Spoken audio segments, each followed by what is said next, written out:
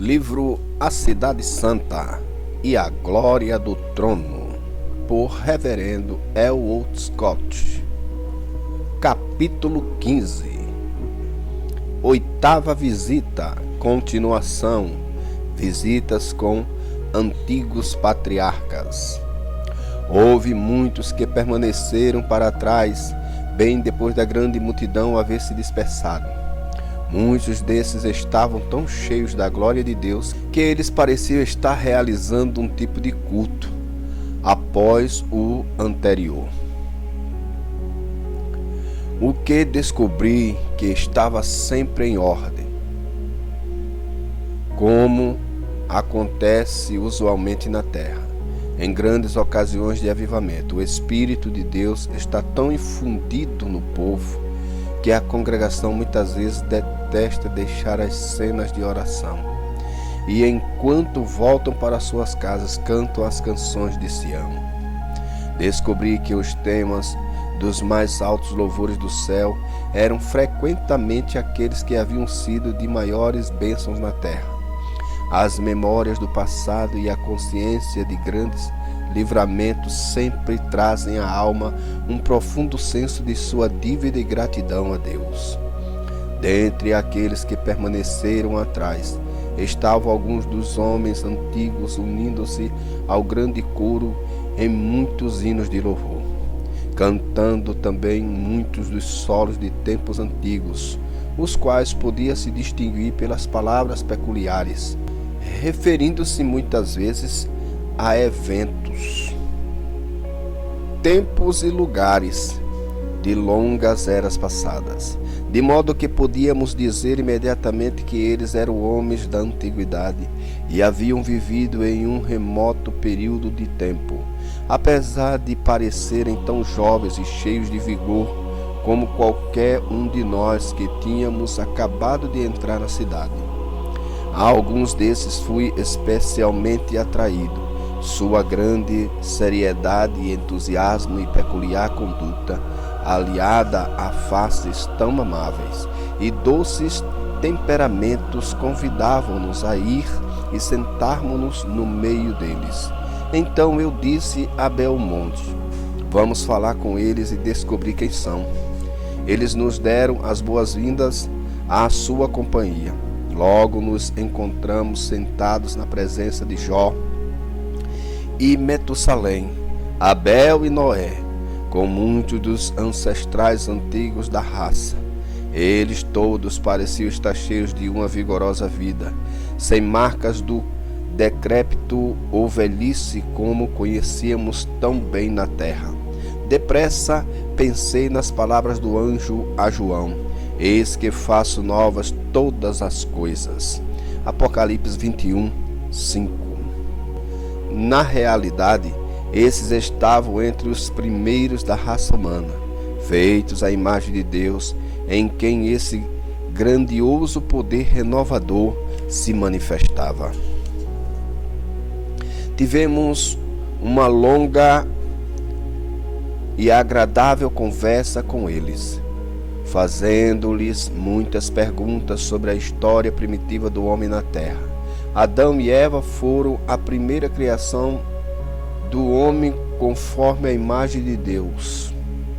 Levantamos para nos despedir deles e abraçamos-nos e com beijos afetuosos disseram: bem, ver-vos-emos outra vez. Belmonte e eu fomos então para um lugar quieto e sentamo-nos para conversar sobre as coisas que tínhamos acabado de ouvir e testemunhar, pois estávamos profundamente impressionados com a palavra dos homens do passado. Eu disse: qual é o significado completo da vida eterna? Se 4.000 anos não deixaram suas marcas de fraqueza, nem diminuíram sua visão, nem arrefeceram o ardor e amor desses homens, certamente a eternidade nunca o fará. Havia muitos indo e vindo, e cada um tinha uma doce santa índole e caráter, com tão agradáveis sorrisos e amabilidade que exibiam satisfação e contentamentos eternos. Eu disse a Belmonte: tenho estado a pensar sobre o número de velhos amigos meus e parentes na terra, que se tão somente soubessem o que nós sabemos agora, aprenderiam a viver bem diferente e procurariam preparar-se para esta verdadeira glória. Belmonte respondeu: quase desejo eu mesmo que pudesse retornar apenas por poucos dias e dizer ao meu próprio povo, para quem a religião é apenas um pouco mais que uma confissão vazia das grandes realidades deste reino celestial. Eu mesmo nunca pensei que fosse metade tão real ou que pudesse ser tão esplêndido. Bem, Belmonte, eu ficaria contente de ouvir-te falar sobre tua vida e ambientes terrenos. Eu sou descendente, disse Belmonte, de uma raça de reis de sangue normando que reinaram por muitos anos em Antioquia da Síria, depois do encerramento da dinastia, o que aconteceu cerca do fim do 13º século. Nossa família se espalhou por diferentes países, mas principalmente na Boêmia. Nosso povo cedo se uniu com os irmãos boêmios e muitos deles se tornaram zelosos seguidores de Cristo. Uma grande perseguição se levantou e muitos foram compelidos a se esconder em covas e cavernas da terra. Mas com o êxodo de cerca de 1000 irmãos para a Polônia no fim do século XV, os honrados sírios de nossa família vieram. Pelos princípios de nossa fé, éramos proibidos de qualquer tipo de guerra, como não se ajustando aos ensinos do nosso Senhor. Por causa disto e da negação da transubstanciação, a perseguição foi ainda desencadeada contra nós. Mais tarde, nossa família, em particular, mudou-se para o norte da Rússia, onde temos estado desde então. Muitos deles se tornaram ricos e muito prósperos, mas é triste saber que muitos entre eles substituíram a riqueza na terra pelos tesouros do céu. Esse incidente obviamente ocorre antes que o comunismo tomasse o poder na Rússia, em 1917. Os editores: se eles tão somente soubessem o que foi reservado para todos os redimidos e lavados no sangue, o que nós agora gozamos e que fossem tão reais para eles como é para nós, estou certo de que isso mexeria poderosamente com suas almas. Oh, se eu pudesse enviar-lhe uma mensagem de advertência do céu, eles me ouviriam, não achas? Bem, respondi, Abraão tinha uma opinião diferente. Eles têm Moisés e os profetas, ouçam-nos. Se não os ouvirem, tão pouco se deixarão persuadir, ainda que ressuscite alguém dentre os mortos. Lucas 16, 29 e 31. Nós ficamos sentados longamente, falando sobre esses assuntos, mas quando nos demos conta da situação, descobrimos que a grande congregação já havia quase toda desaparecido. No entanto, a carruagem de Davi ainda permanecia perto da entrada onde as hostes haviam se congregado. Eu disse a Belmonte: escuta um momento, não é linda aquela música? E o cântico? Oh, quão emocionante é para a alma! Lançamos nosso olhar através das grandes arcadas para a carruagem e vimos Davi nos acenando para irmos ter com ele. Nós nos apressamos através da longa passagem e quando perto da carruagem descobrimos que estava cheia daqueles santos homens do passado. Davi então disse: vimos que estavais sozinhos e pensamos que gostariais de ir conosco para um grande culto de louvor para as crianças, que será logo celebrado perto do portão da Judéia. Nós alegremente aceitamos sua oferta, dizendo: nós estamos em nosso caminho para o trono, mas ficaremos contentes em ter convosco, pois estamos pouco familiarizados com a cidade. Paulo falou amavelmente e ainda assim rindo. Bem, queridos irmãos, tenho vivido aqui por mais de 1800 anos e ainda conheço só um pouco da cidade, apesar de ter estado em muitas partes dela muitas vezes. Nossa herança é extremamente grande. Não vos apreceis, a eternidade está diante de vós. As vastas planícies do paraíso e todas as riquezas da cidade eterna são vossa para sempre. Agora disse Davi: entrai e tomai um assento junto a Paulo e a mim. Aqueles irmãos na parte de trás da carruagem terão prazer em conversar convosco. Os 4 homens levantaram-se e nós fomos apresentados a Elias e Daniel, a quem todos conhecem, e que são famosos no céu por causa da sua devoção e serviço a Deus na terra. Há um homem chamado Artorius, de quem eu nunca ouvira falar antes.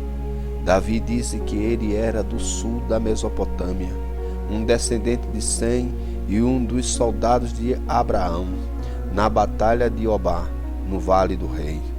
E a João, discípulo amado, cujo nome é uma palavra de casa em todo o mundo.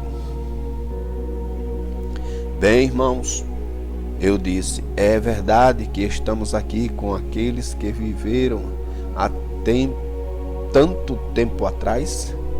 A ideia de imortalidade e da vida futura, o que nós prezamos com tanto carinho no mundo, tem se provado mais do que um sonho.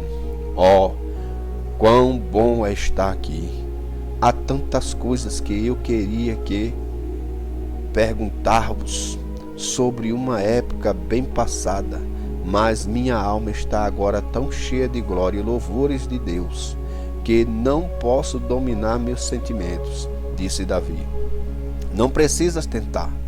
Todos nós nos uniremos a ti em louvores a Deus. Silas levantou-se da frente da carruagem, colocou-se ao lado de Davi, enquanto eles cantavam um hino muito belo.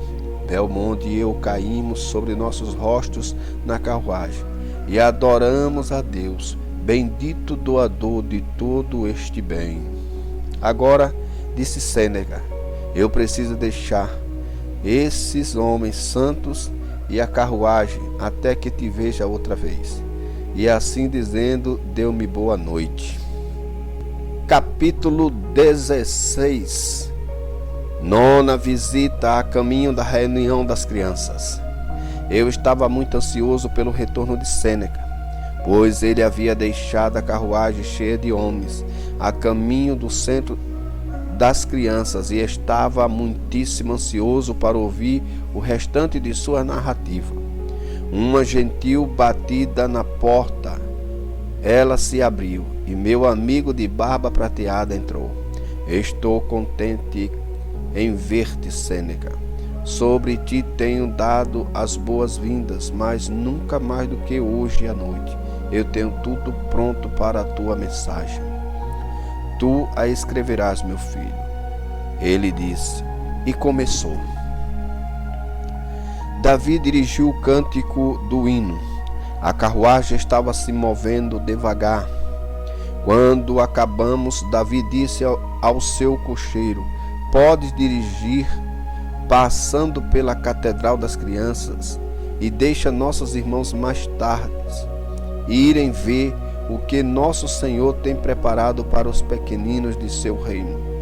Então, voltando-se para a direita, ele dirigiu a carruagem, não rapidamente, pois tínhamos muitas coisas sobre as quais conversar no caminho. A avenida era larga e formosa. Passamos por muitas fontes que jorravam e a alameda de árvore da vida.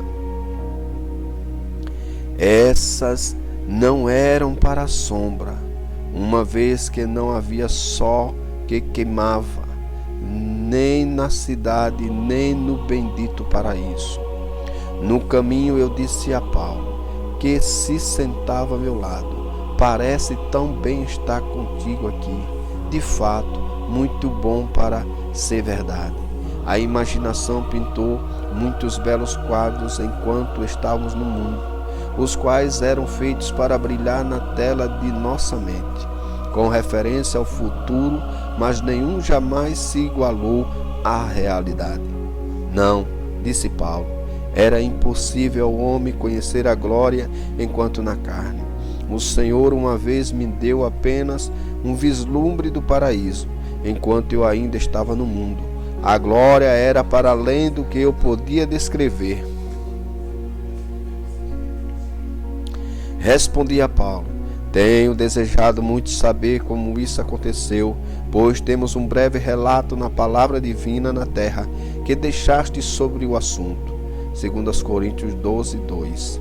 Bem, ele disse: enquanto eu em Listra e Icônio fui apedrejado e arrastado para fora da cidade como morto, mas Deus me levantou e eu com os irmãos voltamos à cidade. Atos 14, 19. Naquela noite, porém, não conseguia dormir. Estando inquieto e dominado pela palavra do Senhor, levantei-me sozinho, fui para fora da cidade orar. Subi o lado do velho Caradoche, um vulcão extinto. Eu parecia ser grandemente ajudado por um anjo que me segurava a mão. Quando estava a uma pequena distância no monte, uma das carruagens de Deus com um condutor de luz apareceu ao meu lado. Fiquei tão extasiado com a presença da glória de Deus e tanto intimidado quanto vencido pela carruagem real e seu condutor, que dificilmente podia dizer se eu havia morrido ou estava em um arrebatamento. Mas logo me encontrei prostrado na carruagem, subindo acima da velha montanha.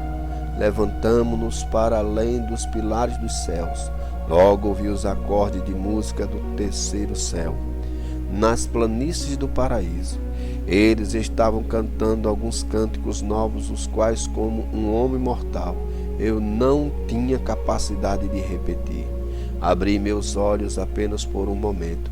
Vislumbrei o rio de cristal e ouvi uma grande voz proclamando o mistério das aves sobre as suas margens. Eram as palavras finais de um sermão proferido por Moisés à vasta companhia de judeus, como mais tarde me foi dito pelo condutor da carruagem, dando-lhes luz sobre aquilo que eles não poderiam saber enquanto sob a lei e sujeitos a uma experiência inferior, pois já descobristes que temos pregação aqui no céu, como costumávamos ter na terra.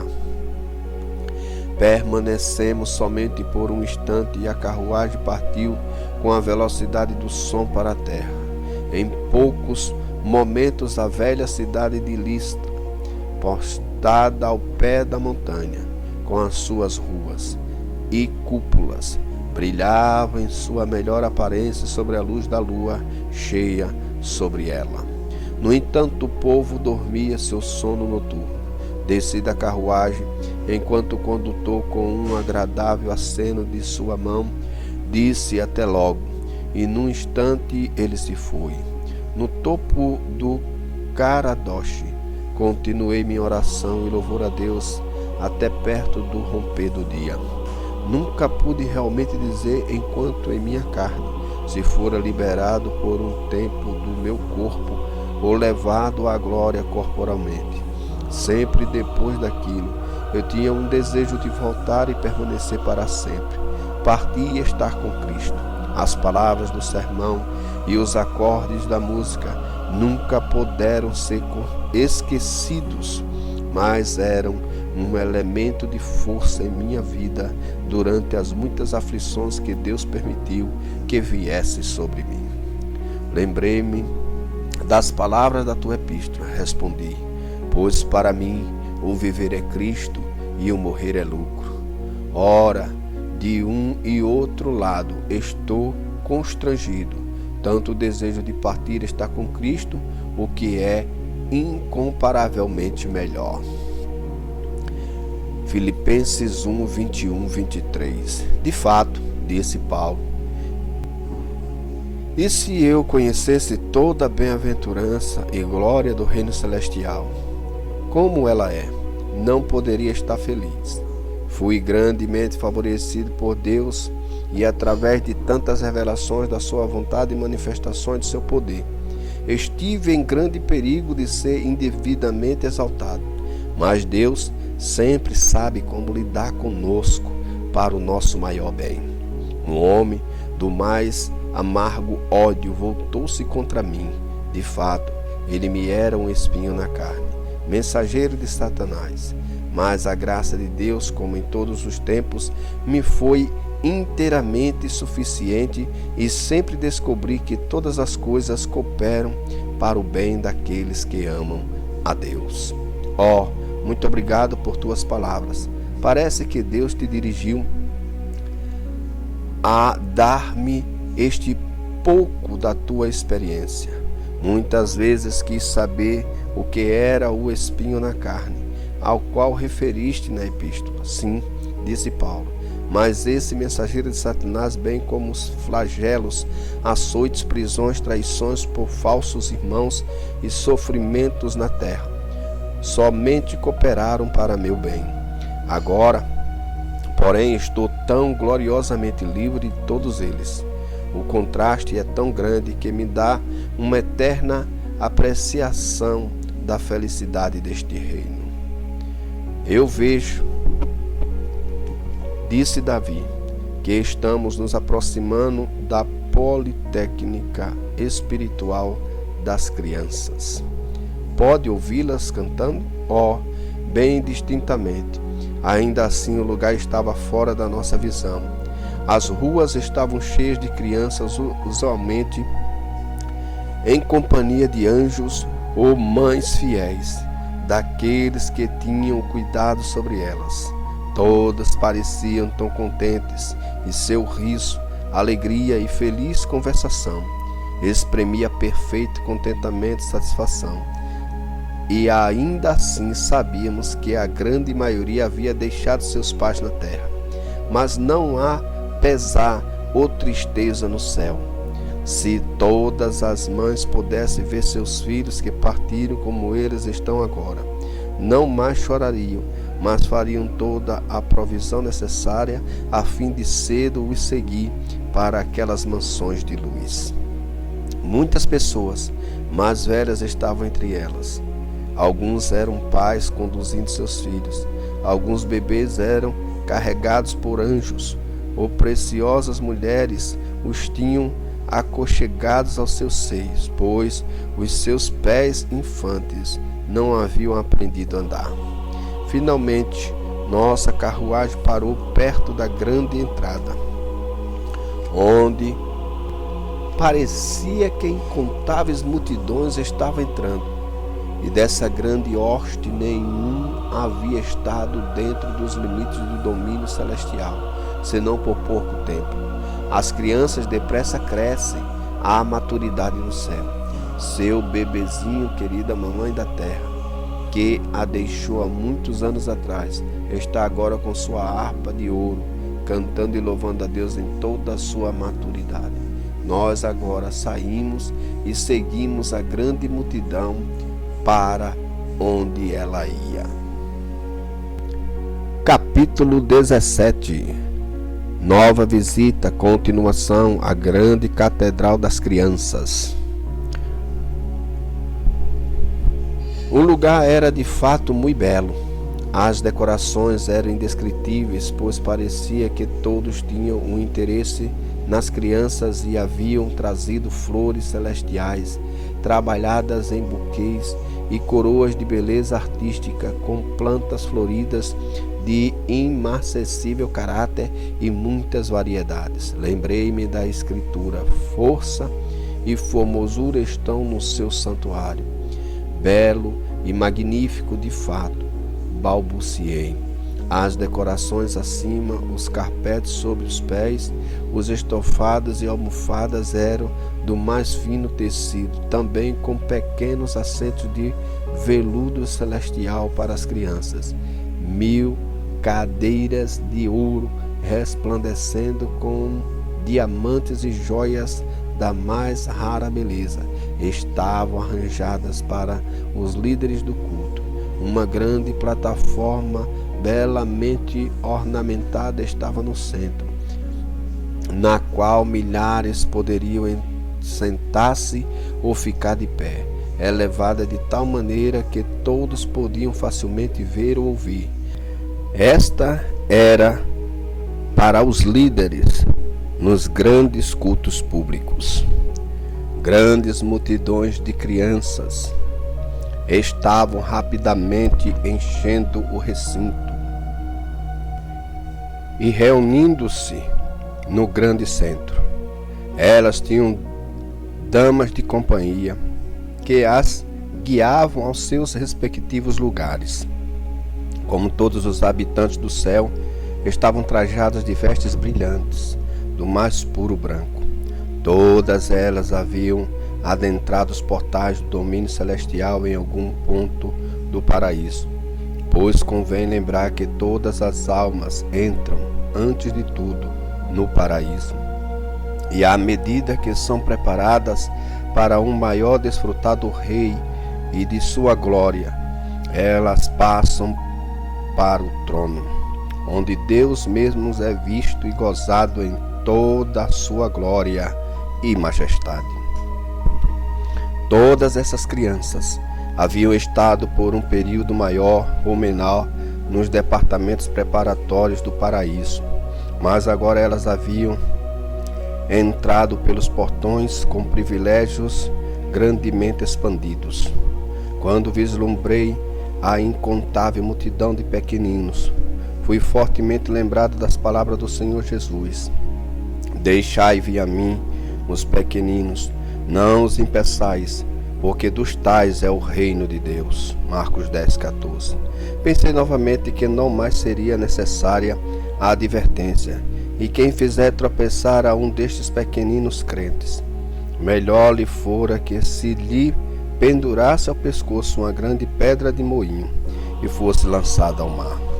Marcos 9:42. Não, eu pensei, graças a Deus, não mais experiências de serem espancados, como muitos haviam sido na terra. Não mais dores de cabeça e maus tratos. Não mais sendo falsamente acusados ou culpados por irritarem os mais velhos. Pensei, enquanto olhava para esse maravilhoso ajuntamento, que cada criança tinha sua própria história. Lembrei-me da pequena Maria e sua triste história, sobre a qual costumamos cantar na terra.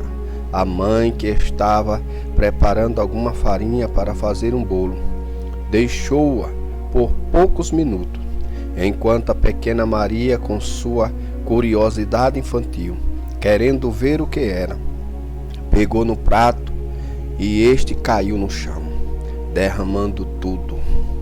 A mãe feriu a criança com um severo golpe, dizendo com raiva que ela estava sempre no seu caminho.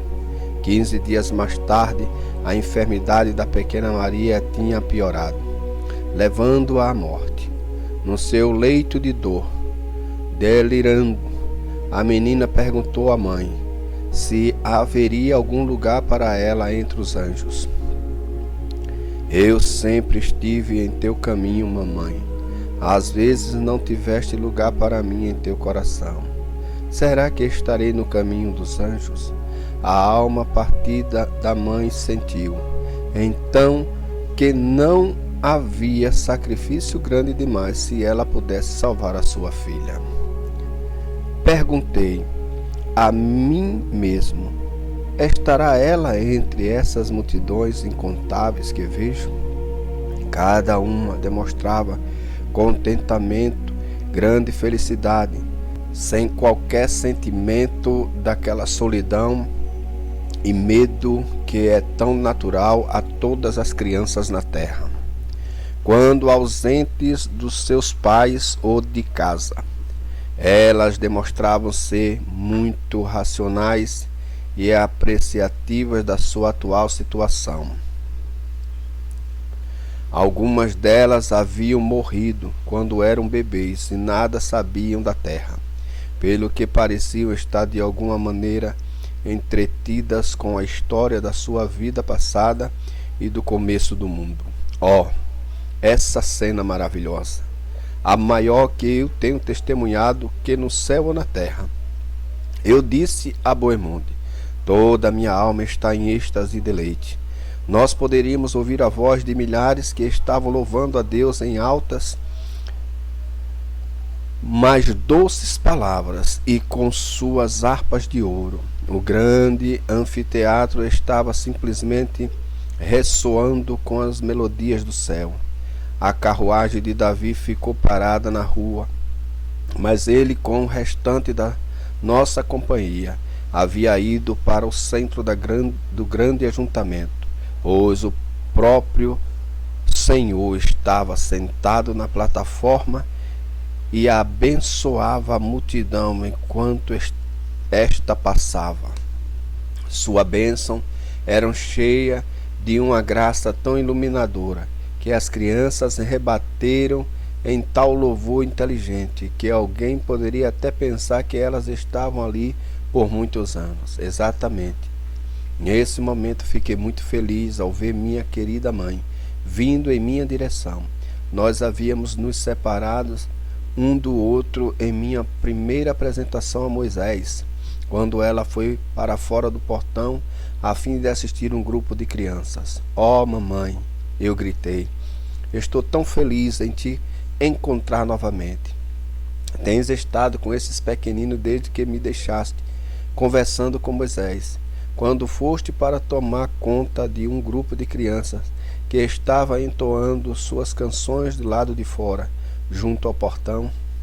Sim, de fato.